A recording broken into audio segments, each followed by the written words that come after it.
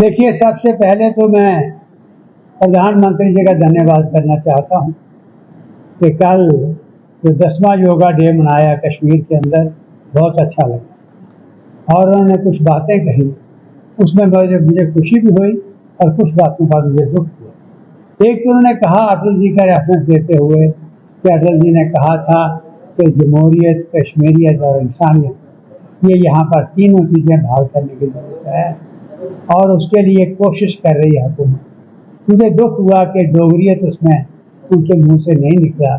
जो उन्होंने स्टेट बनाई, अपना खून देकर इस स्टेट को सींचा। खैर, मैं उनका स्वागत करता हूँ। आज जो मुद्दा है वो ये है, आप सब जानते हैं, इस दुग्गर प्रदेश के अंदर, इन पूरी कंडियों के अंदर, पूरे जम्मू सूबा के अंदर, हर गांव के अंदर उन शूरवीरों के अब मुजस्मे मिलते हैं जिन्होंने अपना खून देकर रियासत को बचाया है, देश को बचाया है, उसके लिए लड़े।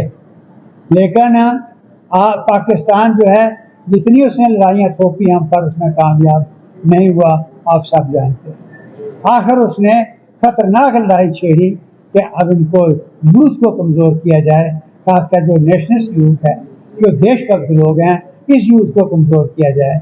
और जम्मू को यूथ को कमज़ोर करने के लिए उन्होंने ड्रग्स यहाँ पर डाल दी।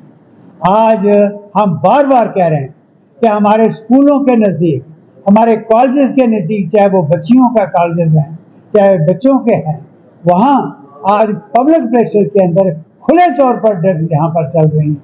लेकिन अफसोस की बात यह है, पाकिस्तान उसमें कामयाब हो रहा है। जिन गाँवों में एक एक घर में 3-3 जनरल पैदा हुए, लोगों ने शहादतें दी, आज उनके यूथ को किस तरीके से पाकिस्तान ने इन्वॉल्व कर दिया है, उसकी चिंता जैसे होनी चाहिए, मुझे उसमें कमी नजर आ रही है।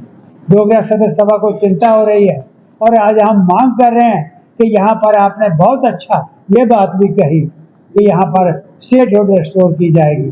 स्टेटहुड चाहिए हमें, क्योंकि ये रियासत हमारे बुजुर्गों ने बनाई थी, अद्भुत रियासत है, उसका दर्जा कम करना गलत था। तो जो भी है, हम स्वागत करते हैं, आपने कहा है कि हम रिस्टोर करेंगे और असेंबली के इलेक्शन भी कराएंगे। लेकिन हम दिन रात इस बात को लेकर चिंतित हैं कि हमारा यूथ आज कंडियों में चले जाओ, हालात ठीक नहीं के लोग घबराए हुए हैं, पेरेंट्स घबराए हुए हैं कि बच्चे जो हैं उनको ये लत लगती जा रही है और ये पाकिस्तान की चाल है।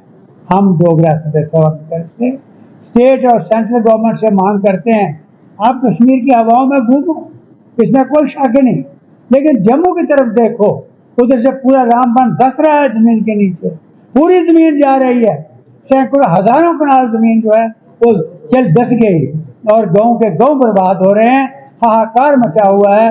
और दूसरी तरफ टूरिस्ट स्पॉट्स हमारे टोटली तबाह हो गए हैं, कोई ध्यान नहीं है।